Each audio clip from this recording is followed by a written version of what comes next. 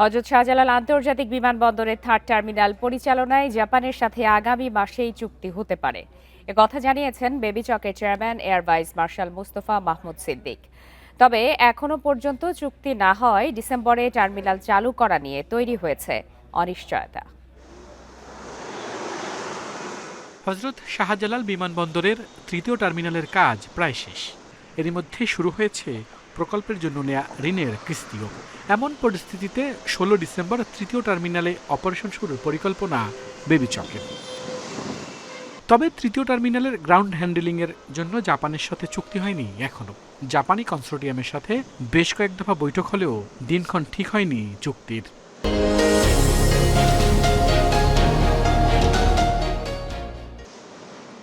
চুক্তির পর টার্মিনালে বসানো বিভিন্ন যন্ত্র চালিয়ে পরীক্ষণ বা ক্যালিব্রেশনের কাজ শুরু করবে কনসোর্টিয়াম।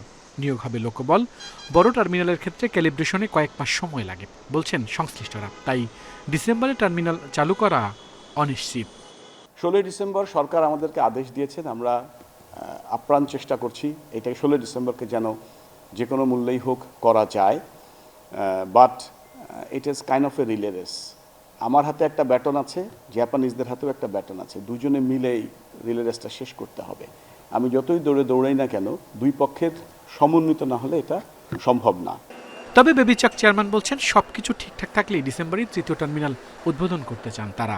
যে পর্যন্ত চুক্তির স্বাক্ষর না হয় সেই পর্যন্ত একবারে 100% নিশ্চিত বলাটা ঠিক হবে না। বাট আমাদের সমস্ত চেষ্টা আছে। আর আমার এক ভাই যে বললেন যে কবে নাগাদ চুক্তি হতে পারে, আমার বিশ্বাস হয়তোবা অগাস্টের শেষে অথবা সেপ্টেম্বরের প্রথম সপ্তাহে আমি আশা করছি চুক্তিটা হবে।